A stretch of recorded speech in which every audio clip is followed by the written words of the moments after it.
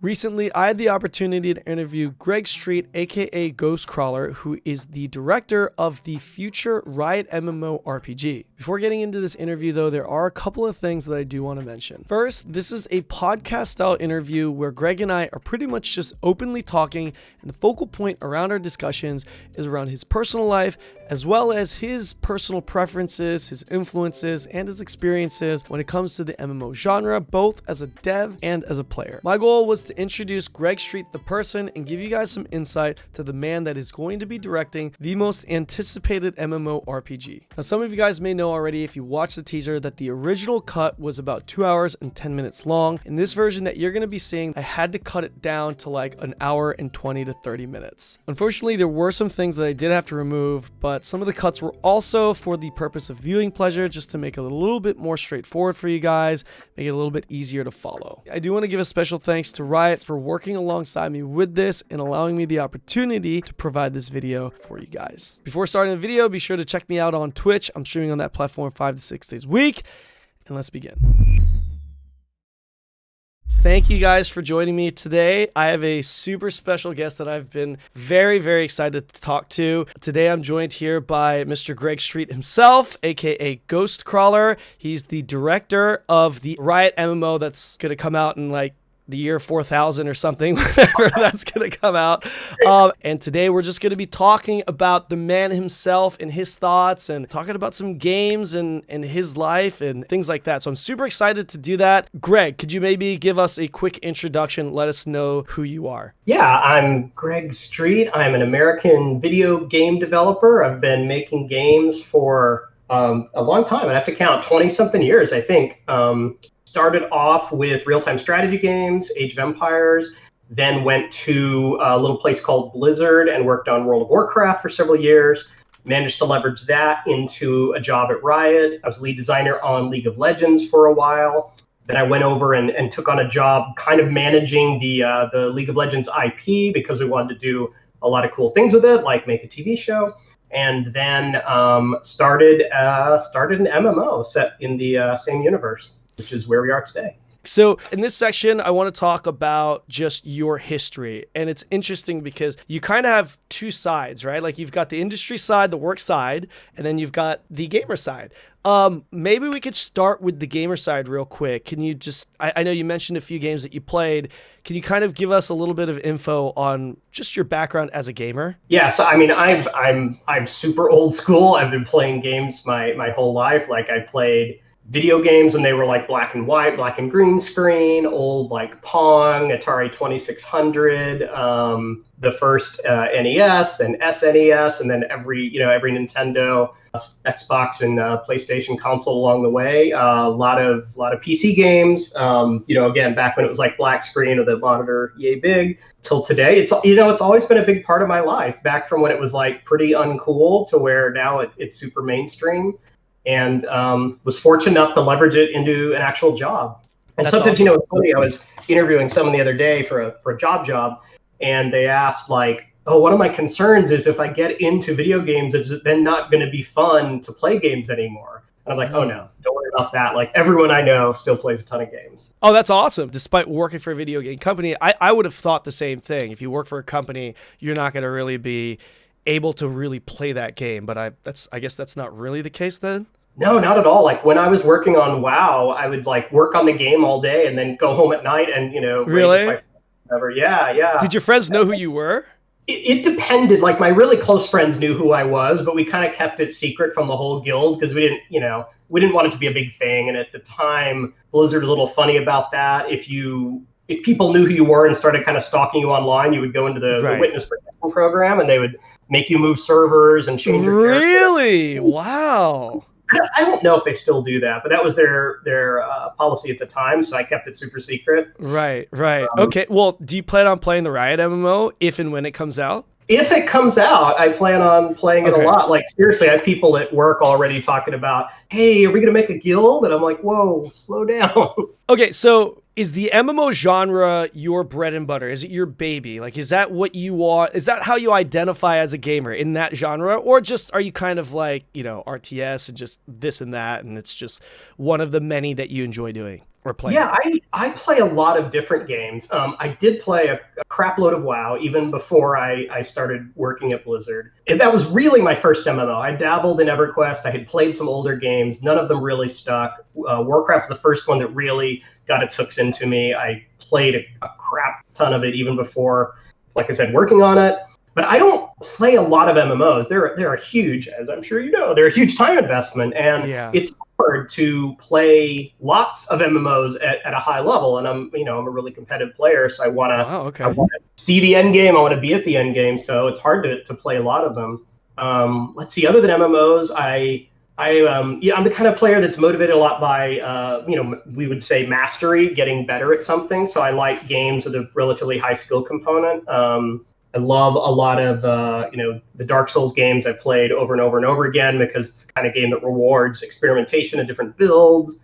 A lot of competitive games that are like just fun to play with friends. Not a lot of sports games, but other played a lot of Team Fortress 2 back in the day, CS after that, little less, and then I played a lot of Valorant even before it launched.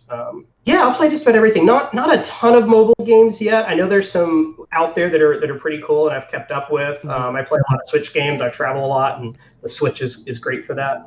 I gotta ask you, what are your 3 favorite MMOs as a gamer? As a gamer. Wow. Let me think. World of Warcraft's the easy one. After that, what would I say? And I know people are gonna like analyze the crap out of any answers. I liked Star Wars Galaxies for the promise it made, which was you can do anything. You want to be a dancer. I think you could be a baker, whatever. You don't have to be a superhero. You could just be a normal person. And Right. that real open-endedness was pretty impressive. And going even farther back than that, Ultima Online. I played every Ultima game growing up. Right. And so that game came out. That was the first like real MMO, and it just blew our minds that was you could play these games you loved multiplayer. And then you could debate whether or not it's an MMO or not, but I'm very impressed with Destiny and what Bungie has done with just kind of making high production values, pretty quick content cadence, and kind of shown that hey, MMOs don't all have to look the same. Like it's maybe it's a looter shooter, maybe it's a something else, but I think that kind of shows you that MMOs don't have to just be again, I'm picking my words really carefully here, but you don't have to be a WoW clone to be an MMO. How about that? Right. And graphically, it looks kind of insane. Well, it really did when I cool, played it. Yeah. As far as the work goes, though, you've been working in the industry for quite a while. You worked with Blizzard before, and now you're working with Riot. Could you walk us through a little bit about your work history and how that's been for you? I am interested in the cultural difference, though. Yeah, so I'll start with the first place I was, which is Ensemble Studios, later became part of Microsoft, and we worked on the Age of Empires series. They also made Halo Wars. That was after I left. That company was started by a bunch of like non-gamers, almost as a spin-off from a real corporation. So it was fun in that we really had no idea what we were doing. It was very much a kind of a startup culture, except we were in an actual office in the corner of this corporation rather than a garage somewhere. My first desk was out in the hall because there was no more office space. So I just had a desk in the hall. And the desk I had was shared with like the office photocopier. And even crazier than that, so you have, when you're making games, you have bug software. Jira is one. There's a lot of different types of software. People keep the bugs there. Back then, networking wasn't as good as it is now. So the bug software was actually my computer. Like they just gave me the bug software computer and let me do my work on that. So every now and then I'd have to tab out and let someone like check their bug in and then tab back to my game, that's just what it was like back in the day. It was, I would say, unprofessional, but not unprofessional in the sense they treated us badly. Right. Just that it felt more like a bunch of dudes hanging out, like, let's make a video game. Like a budget setup, pretty much. Yeah. The company really wanted to be a great place to work, and they focused a lot on making sure we were happy. So we had like the Pop-Tarts in the pantry and lots of soda to keep us going. And we worked a lot, partially because it was fun and we wanted to be there and like home to your apartment when you can be in this really cool office. And then we also crunched a lot because that was part of the video game industry then, still is. Not at Riot, but I really enjoyed it there. I felt like people cared about me. I felt like I could have an impact. The thing that started to change a little bit was Microsoft. They were just getting into gaming. This was right around the time Xbox first launched, and I felt like they were having more and more of an influence on the kinds of games we would make. And I don't have a lot of bad things to say about Microsoft, but it was this giant corporation kind of coming in on top of the happy little studio we had. And at the time, there's like no way Age of Empires is going to move the Microsoft stock price, right? Like, so we were not taking that seriously. It felt like we were a kind of a line item veto. So when I fell in love with World of Warcraft and played it for a couple of years, I also just kind of cold called Blizzard and said, look, I love this game. Are there any opportunities to work on it? And my timing was really good, just from luck. And if there's one message, your viewers should take away, it's like there's a lot of luck in this industry, like any industry. Right. My timing at Blizzard was really good because Blizzard was starting to spin up a game that they called it was called Titan, that later, through many iterations, eventually became Overwatch. But I think a lot of people know it started as an MMO. And Blizzard is going to be a 2 MMO studio with World of Warcraft and then a MMO set in modern times called Titan. So a lot of the World of Warcraft team was being pulled over to start that new project. And they really needed some backfill on World of Warcraft. And they really needed what we call systems designers, which is what I do most of the time, which is kind of the math side, the number parts of making video games. Okay. So making a class and deciding, well, this class needs a certain number of abilities, and this is what damage should look like, and this is how much you should heal, and this is how to balance a game. Like, that was something done a lot for the RTS genre. So it felt like something I could combine that with the fact that I played so many hundreds of hours of World of Warcraft and turn that into a job. And they were like, yes, we need some more senior designers, we need some more design managers who could run a team. Right. So they pretty much hired me to take over the class team on World of Warcraft. Interesting. Wow. Can I just, if I may interject, I just want you to know that I prefer playing fist-based classes. And if you guys don't have that in the Riot MMO, I usually tend to go towards warrior classes. I know Asmongold as well plays warrior-based classes. Go ahead, just make us OP. Okay, just letting you know, since you're the guy. I played a warrior a lot. I was a main tank before I went to work at Blizzard. And then at Blizzard, I worked a lot on the warrior class. I said for a while I was the plate guy because I would do warrior paladin death knight. Even though I was like one of the lead designers, I still got my hands dirty with game design, which I honestly don't do anymore. This is my buddy Hudson. He's adorable. I'm a huge dog guy. I know I told you that before our interview, but yeah, oh my gosh, I want to steal him if I could. I just want to. He's on the show right now. He doesn't know there's video on that. Yeah.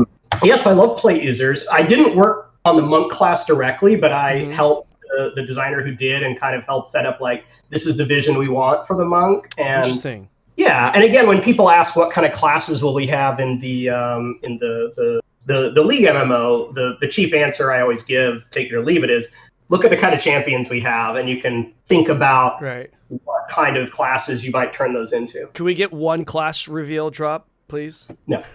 Okay, I tried. Sorry, guys, I tried. Okay. You know what? Even if I did, there's a good chance it would change anyway. So that's kind of the danger of talking about things too early. I would say that I would bet money that you'll have at least one form of warrior class in it, though, right? Like, I mean, you're talking about like Microsoft coming in and the whole corporate side. That's kind of happened to Blizzard recently, right? I think with Activision coming in. I hear a lot of talk about, it's just not the same. The culture's not the same. Your thoughts on that, maybe? I mean, I haven't been there in like 9 years now, but I still have a lot of friends at Blizzard. And it was similar to the Microsoft acquisition in that while Blizzard was crushing it, Activision stayed far away. And once that second MMO I was talking about started to struggle, meaning it was getting really expensive and taking a while, that's when Activision stepped in a little more. And they're like, hey, Blizzard, we love your games, but they are way expensive and you are very slow. And I mean, yeah, both those things are true. And I just think the way Activision tried to get Blizzard to fix those two issues probably felt a little heavy-handed, a little kind of not Blizzardy to the maybe to players too, but I think to the team. How have things been going with Riot? I mean, you guys got like Valorant, you guys got League of Legends, like everything you guys touch turns into gold. Now, is that a testament to like just the working environment and the culture of Riot, or is it just you guys just got lucky with like a few games? Like, what's the deal? It can't be luck, right? I mean, there is an element of luck to it. Sure. Streaming and Twitch, I think, really helped League. It just came right at the right time when streaming became a big thing, and that I think really helped to elevate League of Legends. Right. Esports was still kind of in its baby state when League came on, and now League is arguably the biggest esport in the world. I joined Riot after a trip to Asia where everyone in China and Korea were talking about League of Legends. And I was like, I played League of Legends, but I didn't realize it had become such a global phenomenon. Right. And it still is, by the way. It still is, yeah. And when I got back to the States, I'm like, I gotta look at League of Legends. I need to take it more seriously. I thought, oh, it's like that Dota clone. Like I didn't realize it was doing so well. Wow. Right. I mean, it was heavily based on that formula, which was new at the time. And I think part of what Riot is really good at is looking at a game and saying, okay, there's something there that players really love, but there are also some rough edges. And I bet if we fix those rough edges, the game would become even more popular. And so, I mean, I could take no credit for it because I wasn't on League of Legends at the time, but decisions like, well, we're not going to have, turning radius, and we're not going to have denial and things like that. Dota fans were like, well, that's stupid, that, you're going to ruin the game. But it actually ended up that it made the game more fun, more approachable, more sticky, and we got a really huge audience. And then the Valorant team kind of tried to do the same thing with tactical shooters. We're already really popular. We don't claim at all that we invented that genre, but we looked at it and said like, hey, some of the ways like that players cheat with peeker's advantage and bots and stuff like that. Like if we can fix that and we can kind of restore the competitive integrity, and instead of having the kind of like very overt military theme of Counter-Strike, let's make up our own IP. Let's do something a little crazy and have these agents with different abilities. And I love Valorant. I think it's an amazing, amazing game. I'm so proud to be part of the company that produced that. And you ask, like, what is the special sauce that makes that happen? It's really that above everything else, Riot places value on players. Like, we don't want to disappoint players. We want players to say, yes, those people get me. Like, they understand me. They know what kind of games I want. They know what I think is cool. They know what's hip right now. They can talk to me like a real person. And so we've always tried to really get inside the head of players, as well as, we like to play games ourselves. Right. And that is, it's exactly the reputation we wanted to get. Is we wanted every time we announced a new game for players to say, oh, I'm so excited because I trust that Riot's going to do a good job here. It was pretty unusual that we announced the MMO so early. And it was my boss, the CEO of the company, who said, it was his idea. Like, I didn't go rogue. He wanted to do that, and he wanted to do it for a few reasons. The first one is just to make players excited and to kind of tell them, like, okay, you don't like competitive PvP games. Awesome. We'll get to you. And the second thing was, like, we know we needed to recruit a lot of people, and recruiting when you're like, hey, will you come work for this game that I can't tell you anything about, is hard. It's hard to recruit people that way. Very true. And then third, like, he figured, probably rightly, it would leak anyway. Like, either someone at the company or players would find out about it. And rather than trying to hide it, let's just be upfront and say, hey, we're making an MMO. It's early. We don't have a cinematic yet. We're not going to even tell you what the name is yet.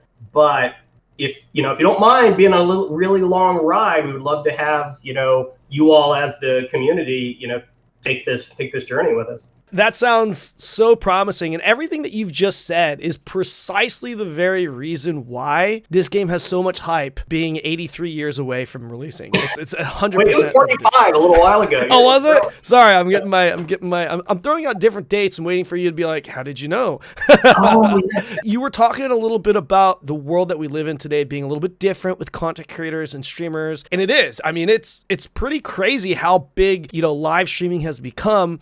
How important is it to have content creators on board, not only for just the launch and promotion of the game, which is, that's a given, right? Like you want to have a big launch, but to keep them in the game, is that a high priority? In what way do you want to keep them involved? Like what's the deal there? Sorry if I worded that poorly. I'm jet lagged like crazy. I came back from the States yesterday and I'm just, so I hope that made sense. Sorry. It does. It's really important. And for a really simple reason, which is players trust streamers and influencers, because like I remember this industry when we would go to E3 and there would be some like Hollywood celebrity up on stage talking about a game, and you'd be like, you never played this game. Like you're just reading a speech that someone told you.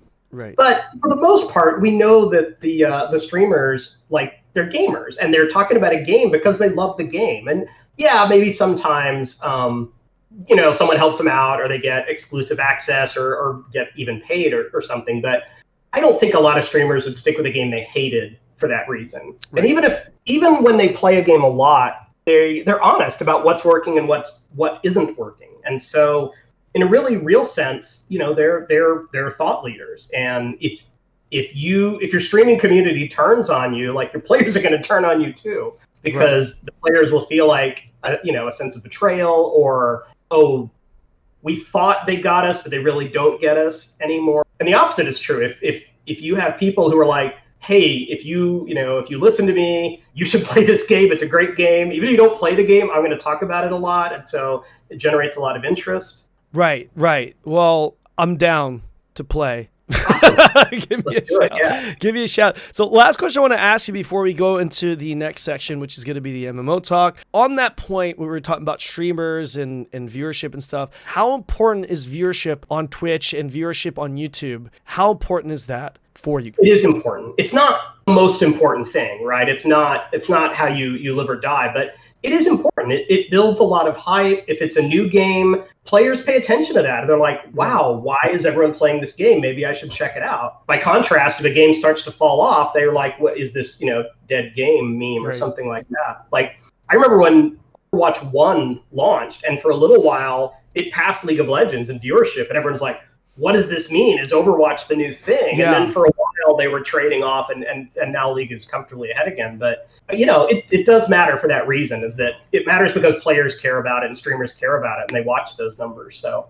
Okay, so I do want to move on here and get to our next section, and this is a section that I very much want to talk to you about. I want to just give a quick disclaimer here. Everything that we're about to talk about in this section, for those of you watching at home, these are Greg's personal thoughts and opinions on just the MMO genre, okay? This is not reflective of what's going to happen with the Riot MMO and just two guys talking MMOs, right? I want to open this up with my game. I would love to hear your thoughts on a game like Lost Ark. Number one, have you actually played Lost Ark, and to what extent? I have played it. I have not done a ton of endgame, for starters, just because it takes a really long time to get there. Yeah. My team at Riot has played it a lot because it's a team of MMO players, and honestly, Lost Ark stuck with them a lot longer than some of the other games they played. So I also just asked the team, like, hey, what would you say you really love about the game? So this is both my experience and what they said. For starters, like, I'm a combat guy. Like, it's hard for me to play a video game if the combat system is weak. I'll do it once in a while, but that's what I really enjoy. Lost Ark has great combat. Like, it has viscerality, which is kind of a fancy word, but we usually use it to mean, like, if you're a character with a giant axe and that axe hits an enemy, you feel it. Like, it's heavy. Impact. Yeah, there's a sound effect and the enemy jumps back and responds. Like, that feels, as a player, that feels awesome. And the opposite of that we might call floaty. That's where, the weapon swung and I thought I hit, but there was no response, or maybe the just like the a hit whoosh. animation didn't line up. Yeah. I'm like, I thought it hit, but it didn't, and now I feel kind of disappointed. Or so I think they did just an outstanding job with that. The class design is stellar. At Blizzard, we talked a lot about what is the class fantasy. You said, you love to play warrior, you love to play fist characters. So when you're making any game with characters, whether it's a RPG or an MMO or not, you think about, well, what are people who play this going to like? And just to riff on warrior for a minute, if you're playing warrior, there's probably like a lot of weapons, or even if there's not a lot of weapons, like weapons are really important. If you have something that feels like a warrior and it's casting a lot of spells, people are gonna be like, well, this isn't what I thought. Right. You want someone who's like, the armor matters, the experience, the skill matters. They want to feel like a soldier, a gladiator. It's all about that in your face melee, often big weapons, or at least you're very skilled with the weapons. And so and Lost Ark was great with that. They're class fantasy. The classes were interesting. You feel like you got what you were expecting, but they put in enough of a twist that it wasn't like the boring same old. Right. I also the reason I got so into WoW, the reason I've stayed with MMOs and making a career out of it now is I really love the dungeon experience. I love a group of people getting together and having a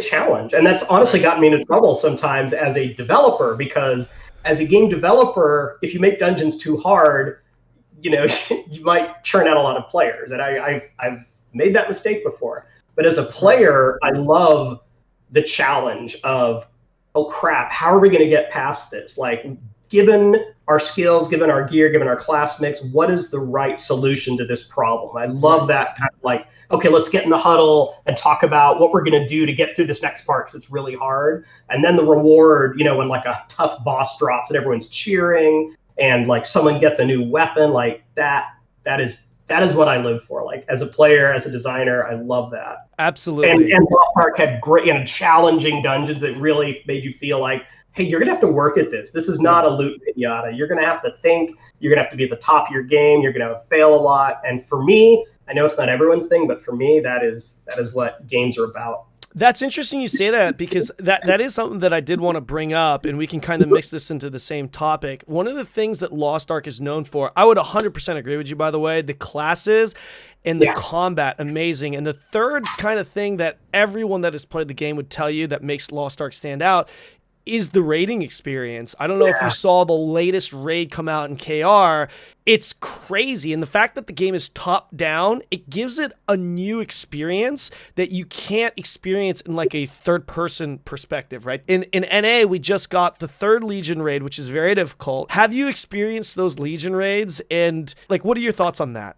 I've not played them again. Okay. You need to try a level of dedication. I have watched a lot of streams because, again, I love raiding. Like, it's for me, and again, not for everyone, and that I understand that. Right. That is the pinnacle of the game, and that's what I want to, the part I want to get to, the part that I'm always excited about.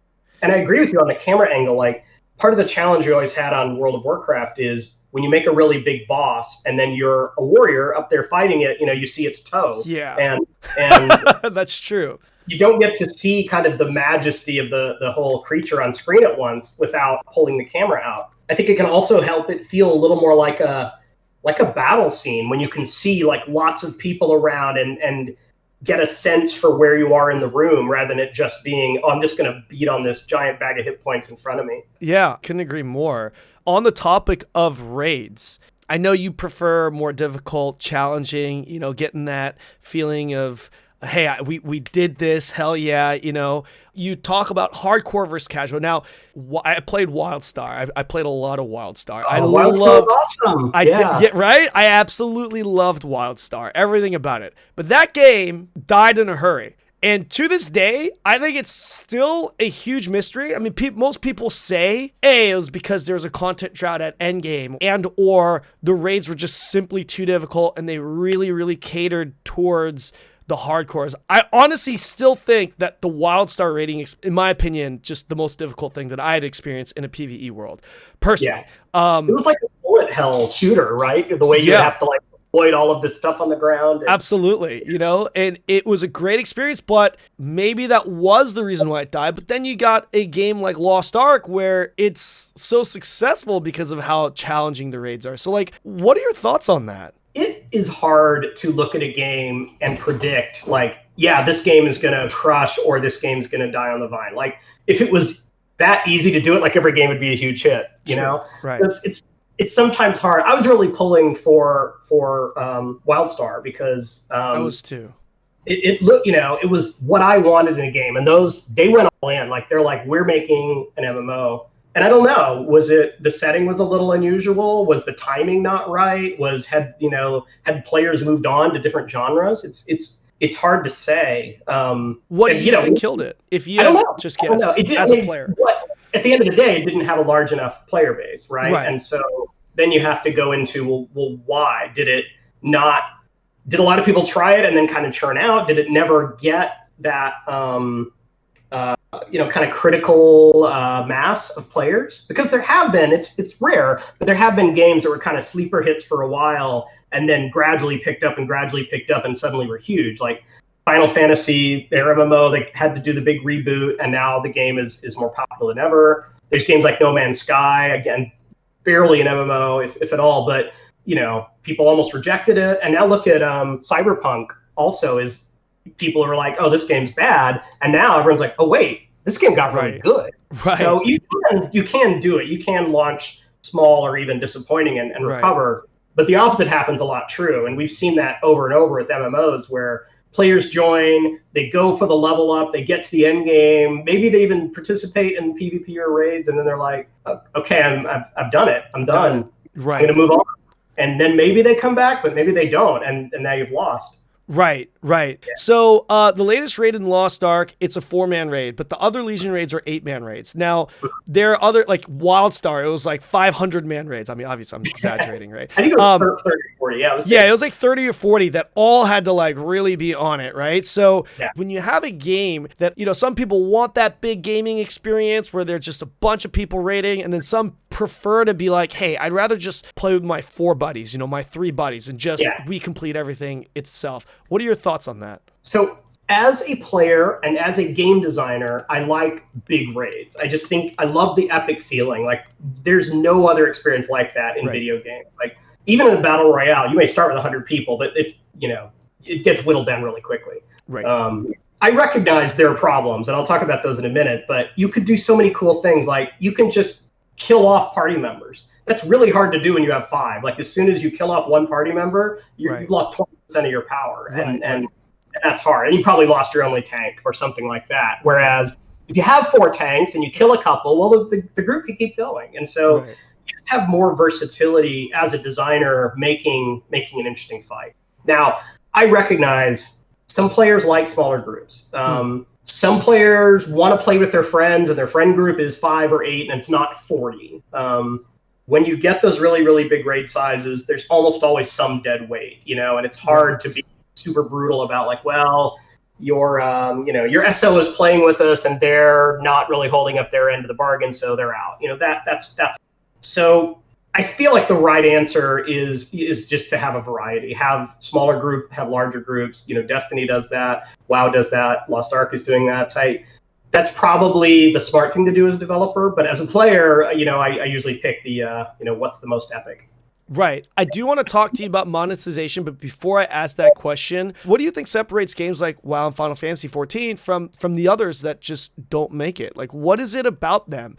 I mean, is it just the budget? Is it the creative design that's behind it? Is it a team that's running it? I mean, it could be multiple things. I would love to hear your thoughts on that. Yeah, I think you're right that budget is part of it. Like, again, thinking of raiding, it's a spectacle. And in Final Fantasy, when a boss comes down and like, maybe the guitar kicks in or something, like they don't mind making like custom music for boss fights and stuff like that. Like it is something amazing to see. And you can make a really, really fun encounter that's pretty much just like a big ogre dude hitting you, but it's just not the same epic scale. It's not the sense of like, this is something So yeah, budget's part of it. I also think the bigger games, and maybe the ones with the bigger budget, are just better at serving a broader audience. So say you make an MMO and you're like, hey, this MMO is PvP only because we think we can just make a better game if it's PvP. Well, you could probably guess there are going to be players that are like, well, I'm out. That's not me. Final Fantasy has a great like crafting game. It has a great social game. It lets you decorate your houses. So it serves players a lot of really different motivations. Right. I don't know if you can answer this, but do you feel comfortable with the budget that you have for the Riot MMO? Oh, that's actually a really interesting question. I think I can answer it. One of the nice things about Riot is we're not going to run out of money, right? I'm not going to have a publisher that's like, hey, if you got to ship by Christmas or we're canceled. Riot will cancel this game if the game isn't good enough. They're not going to cancel the game because it gets too expensive. And those go hand in hand. We could make a very expensive bad game and then I would get fired. Right. We could make a less expensive game that still really captures hearts and minds, but it's not a blank check, right? Like I have to prove, and the team has to prove that whatever Riot is putting into it is worth it. Because they could spend the money somewhere else. They could make a different game. They could double down on Valorant or something. So it's definitely not a blank check, but it's also not like we're not a startup where, oh gosh, we're out of money. What are we going to do? I can always go back and ask for more. Whether or not I get more is going to depend a lot on what they think how does the game look? What do playtesters say? How are we doing, about hitting our milestones? So that is how, in the very simplest sense, you can think of it as you get some money. If you spend it well, they're going to give you more. If you don't spend it well, you're probably done. And in our case, rather than shipping the bad game, it would just get shit canned. That's awesome. That distinction, I think, is massive, not only from your perspective, but especially from the consumer's perspective. Like, just knowing that, hey, this MMO that's coming out, money isn't the issue. They'll cancel it if it's not good. I would have a lot of respect for a company that, would cancel a game because of that, rather than the actual money that's going into it. That's really, Yeah, I completely agree. The disappointment from players, and I understand there'd be disappointment. I'd be disappointed. But that's coming from, I had such high hopes for this game, and I'm disappointed that it didn't get there. And they don't want a bad game. They don't want us to ship the game no matter what. They want a good game, and that's absolutely. We can't deliver a good game. What are we doing? So one of the things that the game does need to do is it needs to generate revenue. Okay, so I'd love to get your thoughts on a sub-based model versus a free-to-play model. The truth is they're both viable. What you generally get in a sub-based model is fewer players, because fewer players can afford it, but are a very steady revenue stream. So you might say, I would rather 1 million players who pay me $15 a month regularly than 5 million players who sometimes pay and sometimes don't.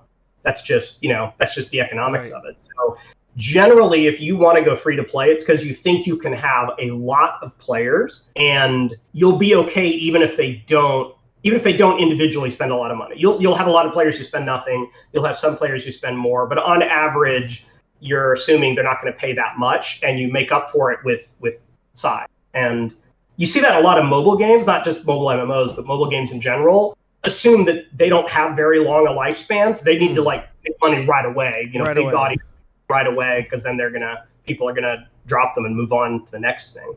It's also interesting that in China, a little less so Korea, but still more so I think than in the West, the notion of pay for power is not as, it's almost repulsive to a lot of Western players, because they're like, it comes to them as like, well, that's not fair. Like, why should that person have better gear than me when they just spent money on it? Right. But at least to a Chinese mindset, sometimes they're thinking, well, I don't want to spend a lot of time grinding to get this item. Why can't I just pay you to get it right away and get to the good stuff? Maybe I just want to raid.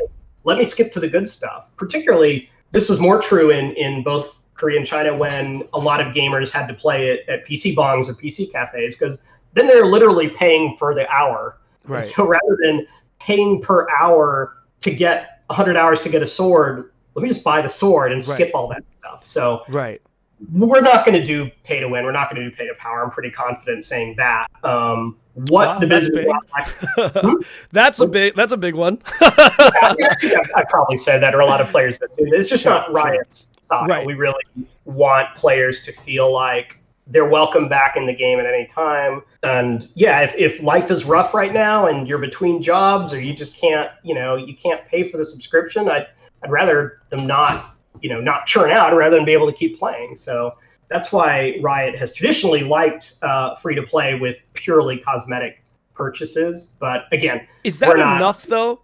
Because an MMO, again, I'm very ignorant to the game development and the budget side of things when it comes to MMO, but I would imagine that it's very expensive to maintain and run and create an MMORPG. Is it feasible? The most expensive kind of game development. Right? I would think so. Other thing close is like huge open world, right. Horizon Zero Dawn, Assassin's Creed, Red Dead Redemption style. Those are also very expensive, but an MMO needs everything. It needs matchmaking, it needs a chat system, it needs a gear system, every system you can imagine. So yeah, they're very expensive to build, and if it's a super content heavy game, they're also very expensive to run. Absolutely. If it's a more PvP based game or a more sandbox game, it's less expensive to run because players are providing a lot of the content. Right, absolutely. Is it feasible for a large scale MMO, like a big budget MMO, to sustain with a free-to-play model that just monetizes off of cosmetics?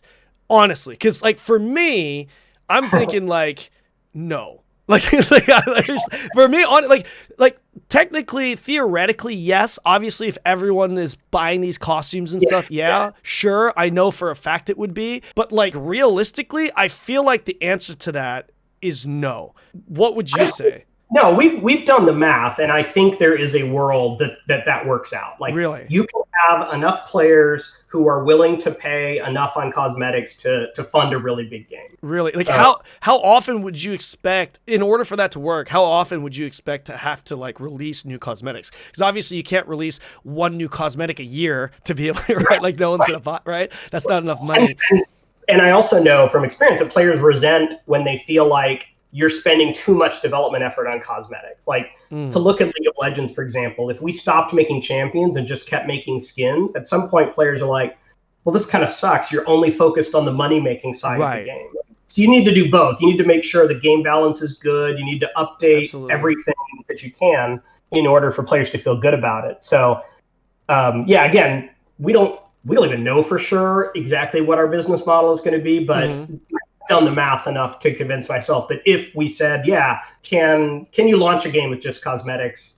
Probably you can. Okay, so obviously you just stated, as far as the Riot MMO goes, there's no confirmation, there's none of that. But for you personally, what do you, as a gamer, what do you personally prefer? Do you personally prefer to play a sub-to-play game or a free-to-play game that has an in-game cache? The one thing that bothers me about a sub is kind of the guilt of, I'm paying for this game and I'm not playing it right now. And so for a game like World of Warcraft, I came back and played the last expansion. And then when I stopped playing, I felt like, well, the right thing to do is to cancel my subscription. Right. But then if I want to jump in and play one night, well, am I going to start my subscription up again? Like there's a little more friction there to really fitting in how I play. Whereas like if I want to play Valorant, I'll just pick up Valorant. If I want to put Valorant down for 6 months and pick it up again, great, I'll do that. Now, there are battle passes and things like that can be subscription-like.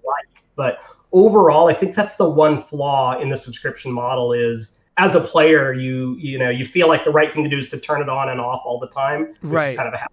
Right. What do you think about the games that are free to play but have like a subscription option where you get bonus stuff like extra loot drop percentage, extra experience, a lot of games do that. Like BDO does it, even Lost Ark does it to a certain extent. What do you think about that model? I think as a player, I think that's pretty cool because it gives you the option to kind of pay how you want. If you're like, hey, I'm not ready to commit money to this game, awesome. But if you're like, no, I'm in, I know I'm going to spend lots and lots of hours in this game, I don't mind, spending a little more for a better experience. I think that's pretty cool. It is, again, like I said before, with the pay for power, it's a slippery slope, and you can easily turn off players if you're too heavy-handed with that. Right. Now, I have always personally preferred sandbox games until I start playing Lost Ark. and maybe it comes with age too, but I'm starting to enjoy these theme park games. But sandbox games have always been very fun for me because of the entertainment that comes with player-driven content. That and the fact that I'm a big PvP guy. Lost Ark is a PvE game. Lost Ark really has turned me on to the PvE side. However, the player-driven content versus design content, what are your thoughts and opinions and preferences for that? I mean, as a player, I play both kinds.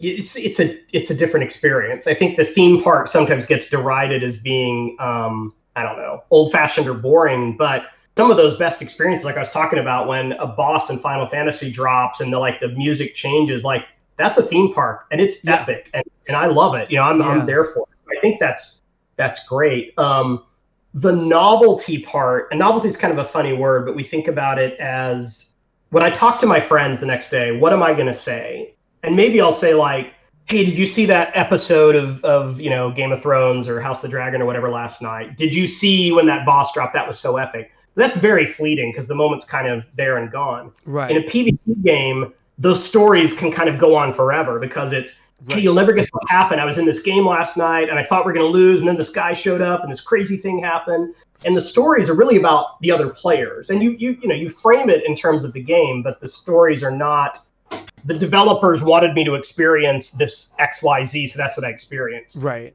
So that's why I have a slight preference towards more novelty as a player, and the way you get that is often other players. And PvP is the most glaring example of that because you need a lot less content in a PvP game. Like League of Legends doesn't have a story. It doesn't have a campaign. It doesn't need it. The story is you and your team went up against this other team. Quick question on that note. Classic WoW is very different from retail WoW, right? Obviously. If you had to choose, do you prefer the classic WoW experience or the retail WoW experience? Not like the nostalgia. Classic WoW is a lot more sandboxy compared to retail WoW, comparatively speaking, right? Like which of the two do you personally prefer? No, I agree with that.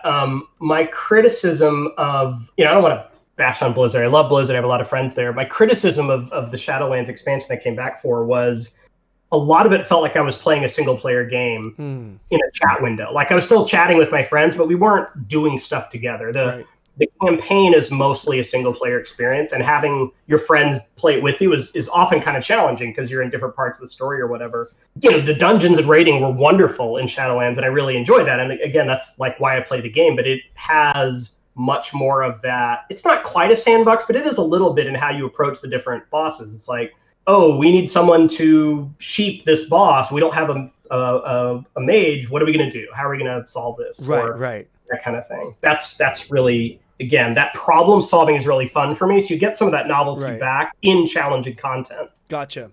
So factions are another big thing with MMOs. You have games like WoW where it's literally faction versus faction. Ion did it as well with a third faction. What are your thoughts and preferences when it comes to faction versus no faction? I mean, again, there are strengths and weaknesses of both approach, and I don't think you could just say there's a right and the wrong. Like, what you get out of factions is a great story because you know who the bad guy is, you know who the enemy is. Like, I hate those guys. Let's go kill them.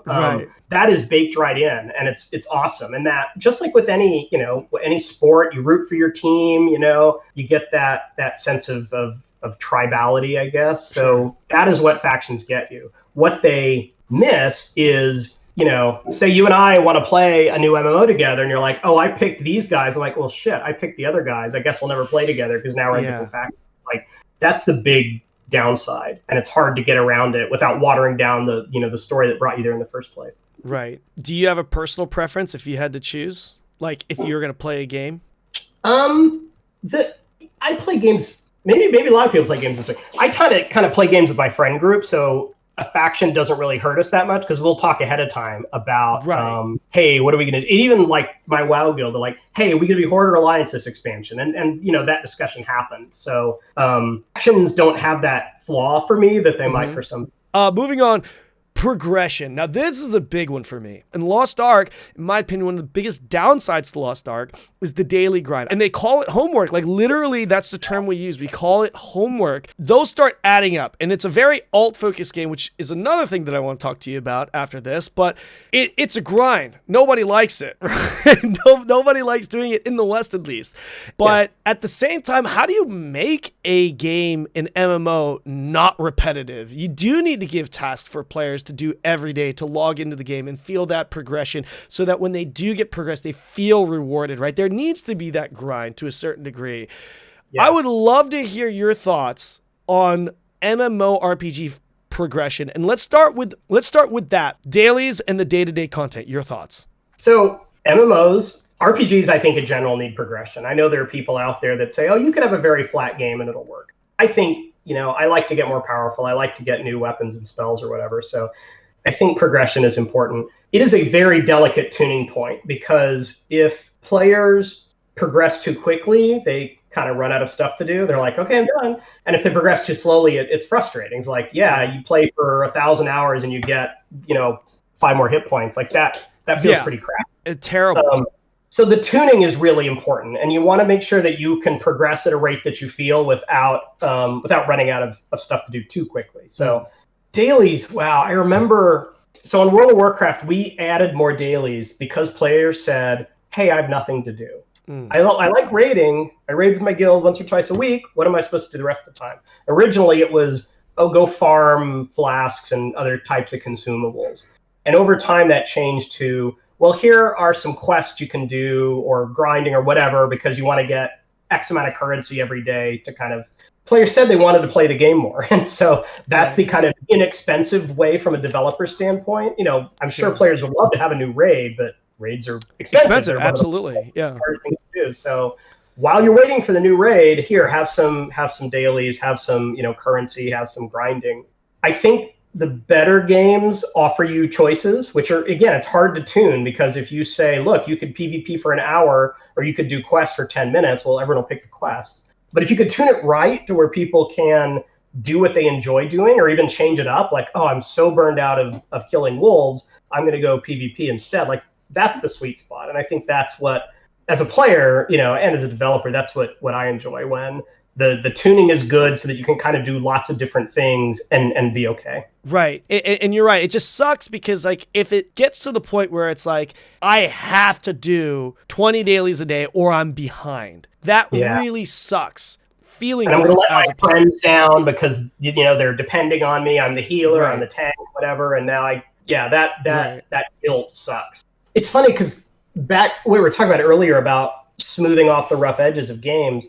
The way most people played EverQuest was, you would go out and you'd do some quests, and then you'd run out of quests, and then you'd go grind on some wolves or whatever. And one of WoW's big innovations was, hey, you're never gonna reach that point where you have to go grind. Like, when you finish the quest, there's gonna be another quest, and then another quest. And WoW let you go not only from 0 to 60 just doing quests, but having options like, oh, I don't want to go to this zone. Next time I'm going to go to a different zone. Right. And that was kind of their big innovation. So adding lots of quests filled in the grind, but then in the end game, the daily quests almost become a different kind of grind that you log in every day. I don't love logging into games every day. Sometimes I don't want to play a game. I want to watch TV. Sometimes I want to go out with my friends. It feels mean when you're like requiring people to log in every single day without fail, or they fall behind. Logging in every few days or maybe once a week, that I can commit to. For a game I love, I don't mind playing once a week. One of the things that I feel like Lost Ark does do well, this doesn't excuse all the dailies in my opinion, but they do have rest bonus that you can stack throughout the week, and like you get like double the loot. I feel like that's a pretty good system to really kind of take a break, right? What are your thoughts on alts? Because I'm personally not a big fan of alts, yet I'm playing a game that revolves around having a lot of alts. But I hated alts. I'm very much a one character person. One of the things I really liked about Final Fantasy is that I could play other classes, but still play my character, if that makes sense, rather than, hey, you know what I mean? Like, what are your thoughts on alts in MMOs? My opinions have changed a little bit over time there. When I started playing MMOs, I thought like everyone should have a main, and alts, like it's almost like a failure in the game if someone has an alt, because like my friend Andy, he's he's a hunter, and I just want to know that Andy's a hunter. It's a role-playing game, right? We're each going to play a role. I'm a warrior, he's a hunter. And then when he starts playing his mage instead, I'm like, well, that's weird. You're a hunter. I don't like to think of you as both people. I want to know that when you're on, you're a hunter. And then my thinking shifted a little bit because, I mentioned before the thought of novelty. Well, there's hardly anything in a game that gives you more novelty than playing a different class. It's like, I have to think about things differently. I have a different rotation. I care about different stats, different drops. I do different things in fighting. So there is a lot of value in that. So I think the sweet spot, again, comes down to, is playing an alt like restarting the game from scratch, or at the opposite extreme is playing an alt just kind of a cosmetic change because, like, if you don't actually need to run additional dungeons to get gears for your alt, like why have an alt, right? You're just that's basically just, I want to look like an elf instead of a dwarf or something. Right. Do you like how Final Fantasy has done it?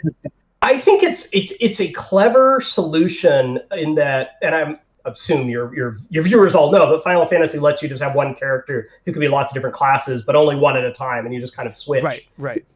It's really cool because if you like your character, you don't have to switch. You're like, I can do anything with this character. The bummer is if a new like race or something comes out, you don't get a different experience. You can't say, what is I can't remember the name of the Drakthir, the new dragon people in the new WoW expansion. Like they come out, and you're like, well, I don't need them because my one character can already do it all. Right. And because what I really like about MMOs is the social aspect and playing with friends. It kind of turns me off when someone is, well, I can solve any problem with alts. And to give you an example, when I started playing World of Warcraft, like, you need to find an enchanter. Like, you want something enchanted, go find an enchanter. You want someone to pick a lock, go find a rogue who can lockpick. Right. What it turned into is everyone had an enchanter.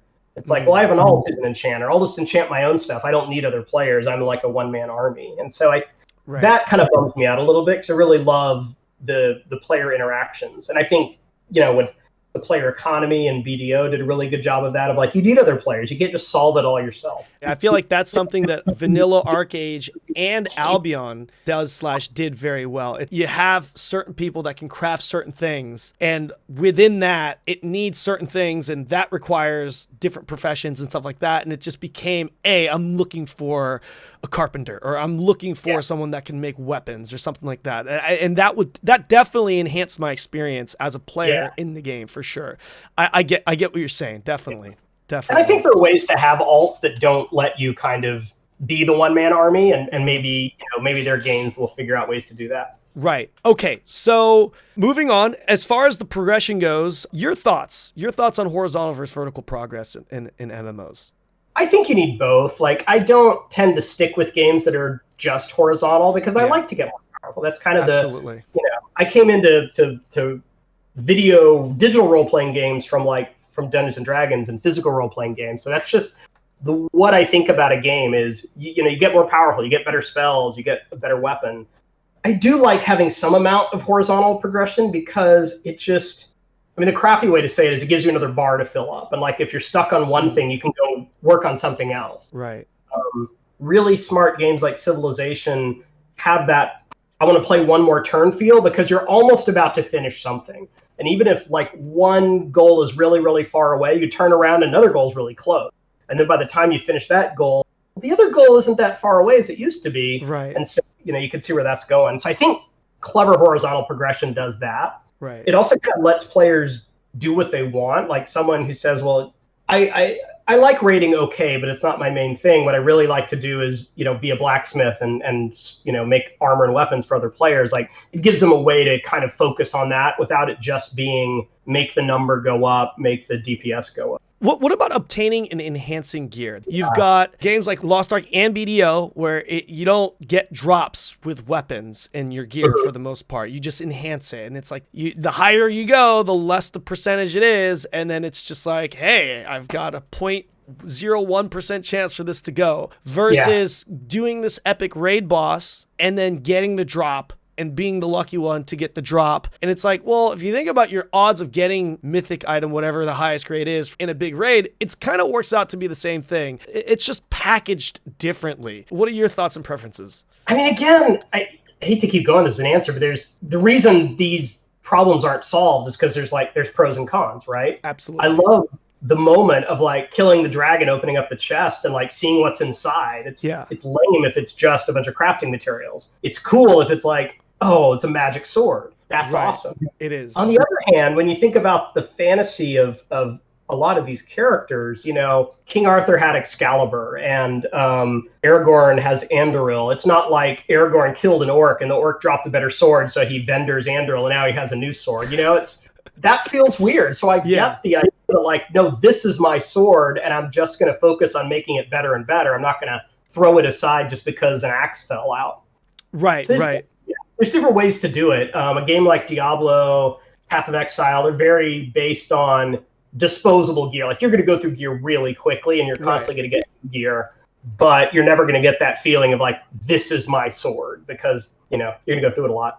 Right. Personally, you don't have a preference. Like, there's obviously pros and cons to both. Yeah. There's pros and cons to both. I think some games do one style better than others. From a player's perspective, do you think it's a little bit more off-putting with the whole enhancement route? If you feel like you literally have to win the lottery to get an item, it's like, oh, there's a 1 in a million chance of this item dropping. That's pretty brutal. Yeah. On the other hand, winning the lottery is awesome. And if you do get a sword and you're like, only 1 in a million players have this sword, you feel like a badass, even though it was just random, right? It's just luck that you got it. But that's something special. And I think we've almost lost something in games now that players have the expectation of, I'm gonna finish my gear. I'm gonna look at what the best in slot items are. I'm gonna acquire them all, and that's kind of my journey. Because then you never will have that moment of, nobody else has this weapon. Like, I'm the only one that has this weapon, and people are gonna see me in town and be like, dude, I can't believe you got that. Because if you want that to be the case, then like 0.01 chance of something dropping is like way too high. It has to be like 0.0000, or thousands of players are going to get it on the first day. It's one of those things where it's like, the harder an item is to get, it is off-putting because people don't get it. But if you are one of the few that get it, that's like, I mean, everyone wants to show off, right? Show how big their stuff is, right? Like, when it comes to an MMO, like, look at me. Like, everyone wants that. But I think it's off-putting because the games give us the expectation that, oh, you are able to get that. Like, you should get it. I think one of the most brilliant things that the Battle Royale games do is, when you know there's 100 players, you know your chance of being the last player is really rare. Like, 99 other players have to screw up for you to be that last player. So you go in with the expectation that you probably won't get it. And then when you do get it, and most people get it eventually, like, it feels amazing. And you tell all your friends, and like chicken dinner, whatever, is great, because you don't expect it. And I wish we could get MMOs back to that point of, I don't expect to get a new item, so when I do, it feels wonderful. That much better. Yeah, that much better. But it's hard. It's hard. No one wants to go raid, kill a dragon. So you do like having certain items, like, let's just use that as an example, the Sword of 1,000 Truths, like that in a game, like that mysterious weapon or item that it could be in the form of a mount even too. Like, you like having. Invincible in World of Warcraft is like that, super rare, and so people were so excited when they saw it, and they would show it off. Last thing in regards to progression, I just want this will be a quick one, but one of the biggest turnoffs that I've had with BDO, and to this day I don't know why they have it, breaking and downgrading gear, backwards progression. I personally hate it. I really hope that's not in the Riot MMO. Your thoughts on backwards progression? At Riot, we talk a lot about high highs and low lows, right? And PvP games tend to have high highs and low lows. And a low low is like, wow, this sucks. Like, I didn't just get beat, I got crushed. I got annihilated. And it feels weird to say that you want that in a game, but it matters, because if you got annihilated, some other player is like, feeling great. I feel great. I got a pentakill, whatever. So I think there's some advantage to having low lows, having like durability on gear, or having it break, or you have a chance to improve it and actually downgrades. I don't know that that's enough to make the good moments feel good. It just kind of feels crappy. It's like, not worth it. The last two sections I want to talk to you about is the classes and PvP. But as far as the classes go, you mentioned that classes in Lost Ark really stand out. What are your thoughts on classes in general for MMOs? It depends a lot on what the design is. Like, in World of Warcraft, adding a new class was very expensive for a number of reasons. For one, there were like class-specific armor. So you know, when you add a new class now that every raid tier needs to have like armor for this character. But it wasn't just armor, it was you have to make sure there's room in the raid to like bring this new class, because if you're bringing, you know, if you're bringing the Death Knight, that may be one less spot for the Paladin or something. So you have to think about stuff like that. You could make a system where adding classes is relatively cheap, but that would have to mean that each class is less distinct, right? Like you probably don't have a whole talent tree or something like that. You probably can't have a lot of unique art, because that, you know, there's just only so many hours of the day you can make art. And if you're making lots of different armor for different classes, you're just going to have fewer classes by definition.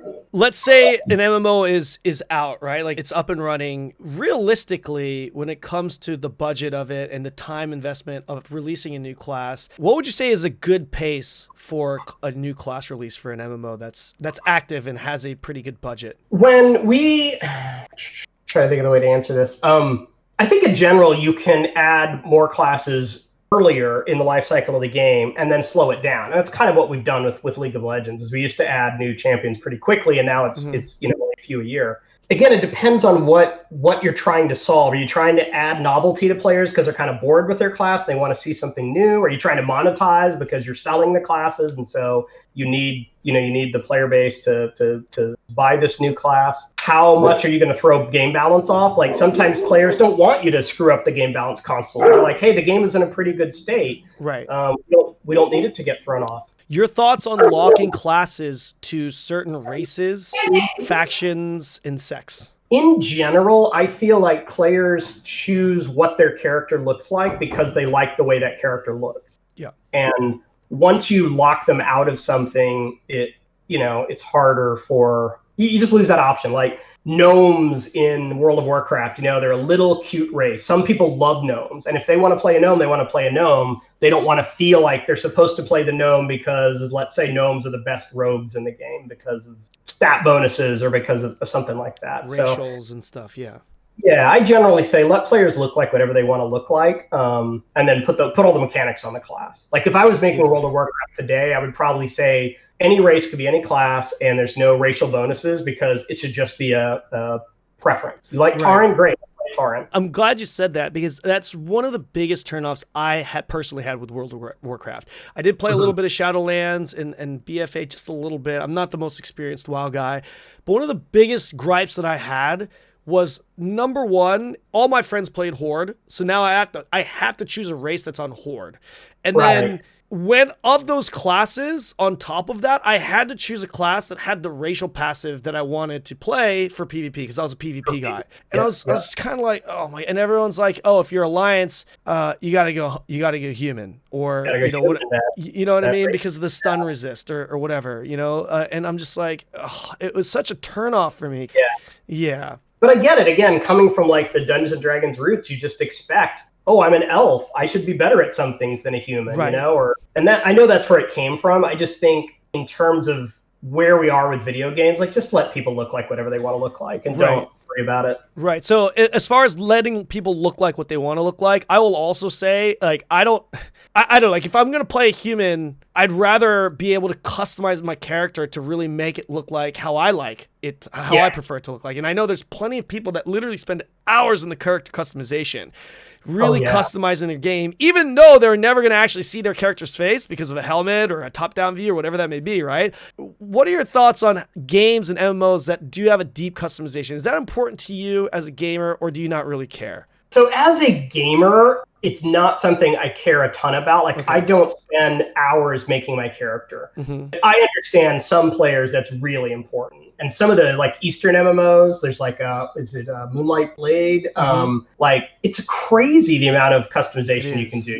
It's like, I mean, people have seen, in the West games that offer a lot of customization, but it's nothing like a game like Moonlight Blade, where it's like a human simulator. Like anything you could possibly imagine you can do. And people will like create K-pop stars and stuff because you can get to that level of fidelity. Right. And that's the player expectation. I think the downside is, do you want to spend 3 hours doing your character's eyebrows before you even like jump in the game and decide if you like it or not? Right. True. to kind of close this subject out, a lot of that does depend on the budget, right? Because I'd imagine a game like Moonlight Blade, those games that offer that feature, that's a big budget. That is not cheap to add into the game, right? That is big budget, yeah. Yeah. I feel like it did like a whole team to build that. Yeah, absolutely. And again, if it's a mobile game, like you might not be able to even see that level of fidelity. Like, yeah, you have like a really cool birthmark next to your eyelash, but no one gets close to it just to see it. Exactly. All right, so the last section I want to talk to you about is the PvP section. If I'm going to be realistic about it, is that every MMO, even WoW, where the PvP scene is very, very big, I'd say probably the biggest PvP scene of all MMOs. Even a game like WoW, the population of PvP is somewhere between 1% to 10%, right? Is that a pretty big factor? 10% of your players could still be a lot of players, right? Like sure, 10% absolutely. of your players may play warriors, or even fewer than that. So it's still a lot of people. It just doesn't fit with some games. Some games want to be more story based. They want to be more cooperative. PvP does take a lot of effort to balance. Sure. Like that's the biggest thing. PvP is so easy compared to balancing PvP. The monster doesn't care if it's stunned for 6 seconds, but 6 seconds is an eternity for a player to be stunned. Absolutely. Yeah, PvP is very hard to get right. On World of Warcraft, we made it twice as hard for us because we didn't want to have rules work differently for the most part. We started to get away from that at the end of my tenure, and I'm not even sure what they do today. But when I say rules work differently, like, well, this stuns a monster for 6 seconds, but a person for only 1 second, or it does less damage to players, or that kind of thing, so that you give yourself at least some knobs to turn to be able to balance both systems. What really sucks is when PvP players have to just eat something because it was added for PvE, or PvE gets nerfed because of PvP. It's like, oh, well, I don't PvP at all. I just raid, but now I'm a less effective healer this week because you guys couldn't balance your PvP game. Like, that's the part as a player and a dev I really want to avoid. I'm very much looking forward to the PvP in Riot MMO if it's added to the game. I know there's nothing confirmed about the game, but if it is added, I think I'd be very, very excited to try it out. Now, with that said, though, one of the reasons why PvP isn't as successful in Lost Ark is because of how difficult it is and the experience that you get as a new player. If you're playing against someone that knows what he's doing and you're a little bit less experienced, your experience in PvP is just getting stun locked and just dying. Like, whether it's getting one shot or 2 comboed or 3 comboed, you're just going to go in there, get staggered or get stunned, and then it's over. And that's just like a bad experience for a lot of people, right? Generally speaking, like, what are your thoughts on like the combat of PvP? Yeah, I mean, we've learned a lot of this from League of Legends and Valorant. Is players want to have some agency. It really sucks when you feel like there was nothing I could do. You want to learn from the encounter and think about what would you do differently next time. Like, oh, well, I used my CC immunity too soon, or I should have countered with this earlier. Like, then you feel like even though you lost, you kind of know what you're going to do better next time. The reason like the stun lock to one shot feels so bad is you're like, well, what could I have done? There was nothing I could have done. I got jumped, I got stunned, I couldn't get out of it, and then I got killed before I could get out of the stun. Like, there's just no reaction there. There's nothing you can do. Right. And yeah, if you got ganked out in the open world and they were much more powerful than you, that's a little different. But if it's supposed to be a fair fight and it just came down to like who got the CC off first, that's not player skill, right? That's not like a back and forth. That's just someone got lucky and that determine the outcome. Making it even more ping sensitive as well, because ping is also something that we have to deal with in the West as well. Forgot to actually ask this earlier, and I was just reminded by this based off of our PvP talk. Tab targeting versus action combat. This is another very big discussion amongst all MMOs. What do you prefer, and what do you like seeing in MMOs? Are you an action combat guy, or are you a tab target guy? And then you have games like Guild Wars, by the way, that's like a mixture of both. What are your thoughts? It's like a lot of my answers. There are, like you said, there's strengths and weaknesses to both. I've probably played more tab targeting games than action games. Maybe it's just because action games haven't had as much time to mature and they'll get there. But a lot of MMO combat is complicated enough that trying to like stay on the target, thinking that someone was in range when they weren't, like those are pretty frustrating moments, and they feel like you're fighting the game versus fighting the the enemy or the other player. Right. So which game do you feel like you enjoyed the most as far as the combat goes? So I like this think kind of ties today into I the would say that I enjoy tab targeting more. But my hope is that there is room for action combat games. Like I said, I love Dark Souls, I love God of War. Those certainly aren't tab targeting, and they're very fun visceral combat. Right. And hopefully, action combat and MMOs will get to that point too. But I think it has a long way to go. Really? Okay, interesting. How much more expensive is it for an action combat game compared to tab targeting? I have no idea, but I would assume that it's more expensive to have an MMO that's designed around action combat compared to tab targeting. That I could be completely off on that. It's a good question. You have to, you need better server ping. You need better server responsiveness and good prediction for what's going to happen. Because generally in action games, your positioning, your distance to the target matter a lot. On the other hand, like shooters do pretty well. They have like very, very, important, being able to get a headshot or something like that is down to the microseconds sometimes. So I think it can be done. I think ranged combat is generally easier to design than melee combat, and a lot, Destiny is largely a ranged game, but a lot of the MMOs we're talking about are fantasy, and there's an expectation of I'm going to be up close fighting someone with a sword. And so getting the melee combat to work when you have to be up close, you have to be on top of someone, the swing generally takes longer than just firing another bullet. I think those are all the challenges that action combat is still working on. But right.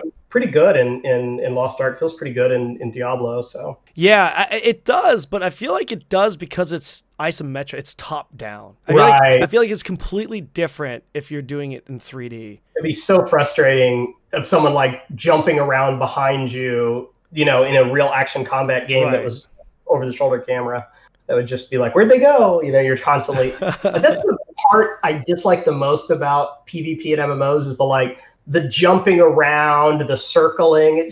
That's not my fantasy of martial arts or sword fighting, of like someone hopping to make them more difficult to hit, right? Gotcha. Right. Do you like? I don't know if you've watched the competitive BDO arena tournaments.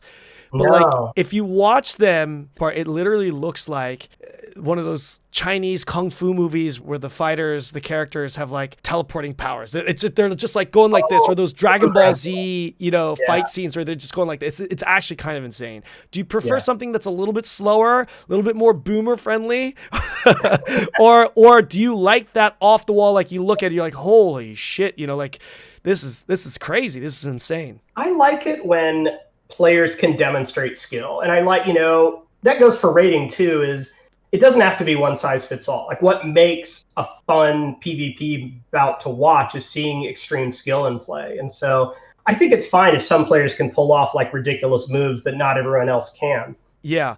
Okay, so the last thing that I'll ask you, and we could just do this really quick, but it's the lore, and this is I don't know Necrit. I hope I'm saying his name correctly. I've heard both Necrit and Necrit. Necrit. Okay, I apologize if you watch this video, but his videos are fantastic, and I saw you on your Twitter actually link the video, and you're like, I cannot confirm nor deny this.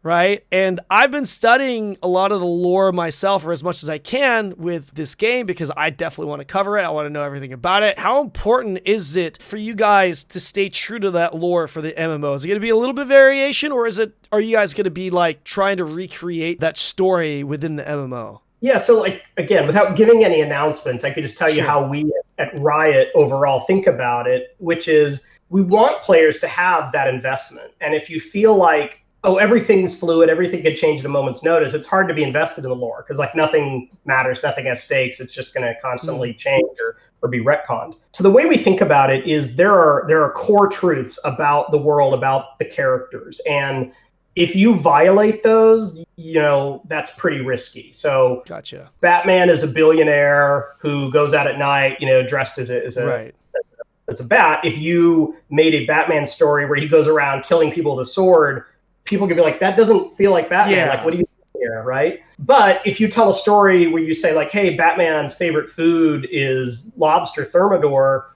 and then you break that in another story, players are a lot more willing to forgive. It doesn't have to be like perfect consistency. Now, there are people who want perfect consistency, and they get annoyed when there's anything that's out of sorts. But we think for the most part, for a lot of players, they just kind of want to feel like that's true to their characters. It's Right. like, oh, Garen would do that. That feels like something Garen would do. Or Kali behaves the way I thought she would based on watching cinematics and KDA and things like that. So Right. that's kind of the level we try to deliver on. And, you know. Right, right. When you were watching Necrit's video, were you like, "Oh my gosh, these guys, they're good," or was it just, like, what was the reaction you had?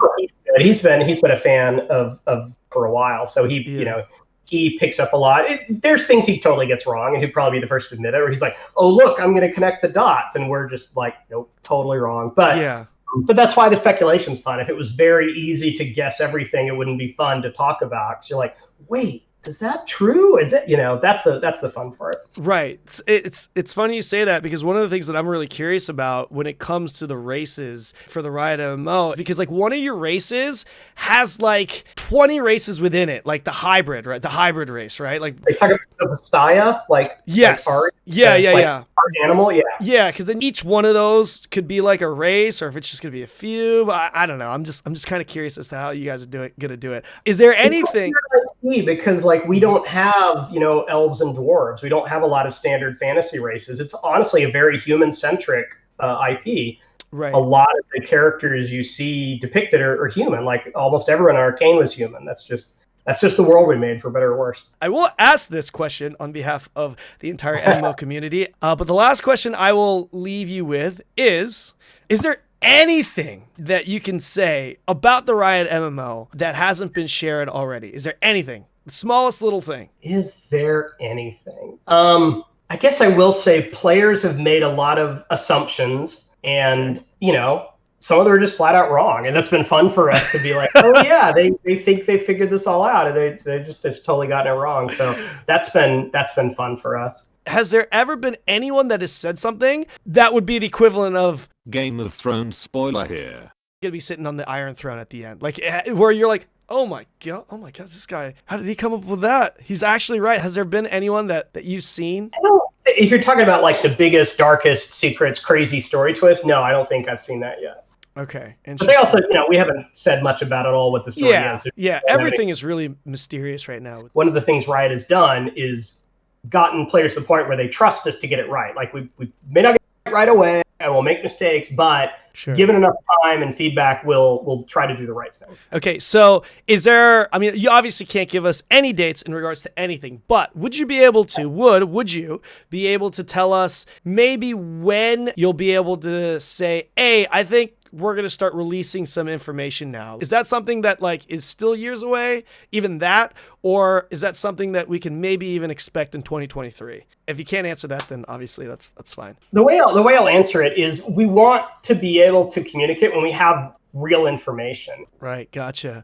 Well, probably when we're comfortable with that is when we'll start talking about it more. And again, this is not going to be what we call in the business the grand reveal, where suddenly one day, here's everything. Here's everything. It's going to be a slow trickle that goes on for a long time. Well, Mr. Greg, I really appreciate you making the time for doing this interview with me. I wanted to have an opportunity to talk to the man that's directing it and get to know you as a person. If there's anything that I've learned from Lost Ark, if the consumers and the players have a lot of respect and love for the director that's running the game, then that really goes a long ways. And I wish nothing but the best for the future of this game. Thank you. It's wonderful. I've missed being able to talk to players about what we're working on, and we can do this again when we actually have something to say. I'd love to. And go into more detail. I know something else I'll say is it's not just going to be me. Like, this team really enjoys interacting and talking to players. So there's going to be a lot of us out there. I'm not just going to be like the only spokesperson for the product. Any closing comments or statements that you'd like to make before we round this out? I guess I would encourage people to keep sharing feedback with the games you like, with the developers. They're not always going to be able to answer, but they, even if it hurts sometimes, generally they do really care about the feedback and they want to know. Sure. It's hard when you have like super passionate community and you're a small developer, like some of these developers are, but don't give up. If you're passionate about the game and it's something you love, then don't get discouraged. Sure. And what would be the best way to give feedback to the devs right now? Because I don't think there's any official channel set up. I think people just reply to your Twitter comments right now. Yeah, I mean, I meant that in general for any game that you Sure. love. For us specifically, there's a lot of ways to communicate, and we generally go where players are. So when discussions are happening on Twitch or in Discord or Reddit or whatever, we know about those and we pay attention. We can't always chime in yet, but we'll get to the point where we're in the conversations as well. Well, Greg, once again, thank you so much. That's going to do it for this video. I really appreciate you and your time. Once again, big shout outs to the Riot team and everyone that was a part of this. Thank you so much. Guys, if you enjoyed the video, like and subscribe. Let me know what you guys think in the comment section below, and I will see you in the next video.